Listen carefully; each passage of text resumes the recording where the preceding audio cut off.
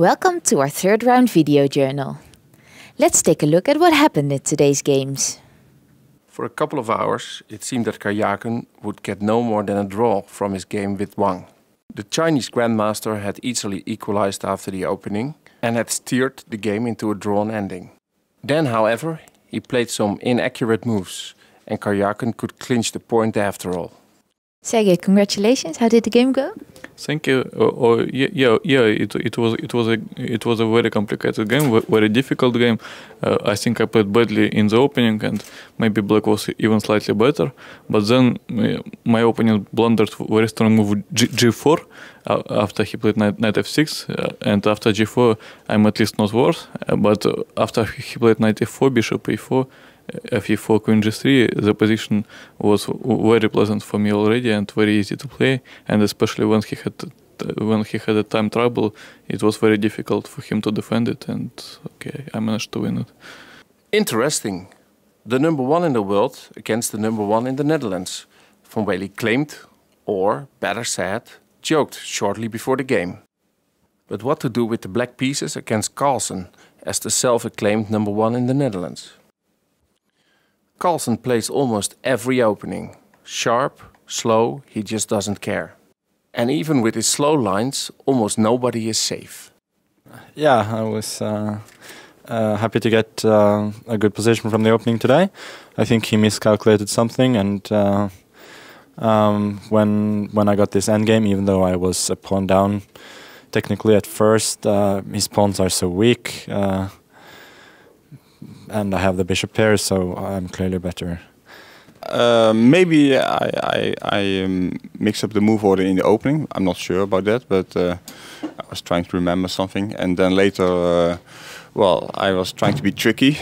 And, well, for a moment I had some good hopes that this was going to work out well. But, well, in the game at least I couldn't prove what was wrong with his plan. But I suppose this plan with bishop f5, I mean, if it doesn't work, it doesn't work. That's, I mean, it looks very logical, but I thought maybe he could try h6 at some point instead of just going back with the bishop on f5, but I'm not sure it works. Okay, thank you and enjoy. Before the tournament, Anand didn't consider himself a serious contender for the tournament victory yet. After his spectacular victory over Caruana, he definitely is. Well, it was one of these, let's say, Rai Lopez's where you just have to keep on maneuvering and play for very small details like the d5 square and swapping the light color bishop, so very minor stuff. Then at some point I tried to dominate on the c file and he tried to get counterplay against this. He went d5, I went knight e5, d4, d4. Now if I can play queen c6 then I'm better, but he plays queen d5. And then I go bishop e3, he goes bishop d6. So I went knight g4, he took twice. Well, he didn't take, this was probably a mistake.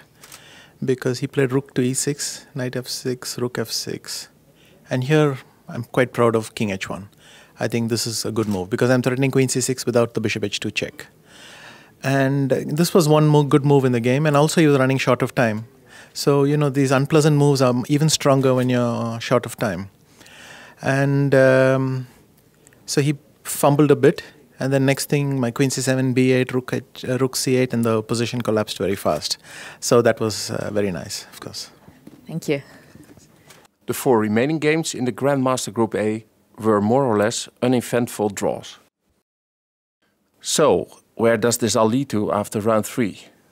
As you can see, all the top dogs on the left, the Dutch guys on the right, and Caruana surprisingly accompanying them. So, Karjakin in the lead. Will he hold his own playing black against Nakamura? Other promising games are Aronian against Anand and Carlsen versus Hare Krishna. Thank you for watching and we hope to see you back tomorrow.